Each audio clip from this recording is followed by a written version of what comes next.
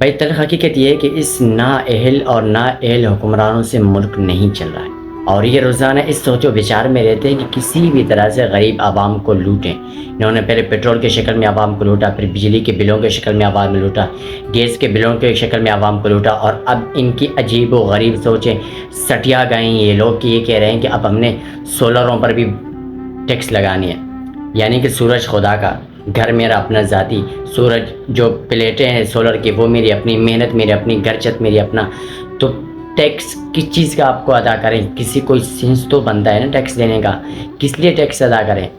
یہ نااہلی نہیں ہے تو اور کیا ہے؟ ملک نہیں چل رہا ہے، ملک تبھی چلے گا کہ جب آپ اپنے فیصلے، اپنے ملک کے فیصلے خود کرو گے۔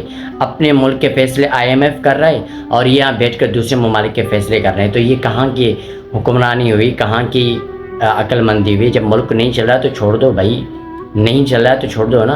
اب یہ عوام کو آپ نے اتنا لوٹا ہے کہ اب اس عوام کے پاس نا زہر کھانے کے بھی پیسے نہیں ہیں، اور آپ کہہ رہے ہیں کہ ہم نے سولروں پہ بھی ٹیکس لگانا ہے۔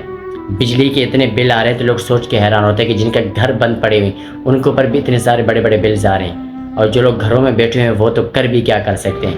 اس سخت گرمی میں بھی لوگ پنکھے کا بٹن دبانے سے بھی سوچتے ہیں کہ پنکھا کے بٹن دبائیں کہیں یہ لائٹ سے ہم محروم نہ رہیں، اور آپ آئے دن کوئی نہ کوئی اپنے بل لاتے ہو کہ فلانے پہ ٹیکس لگانے، فلانے پہ ٹیکس لگانا ہے۔ خدا جانے کیا ہو رہا ہے اس ملک میں۔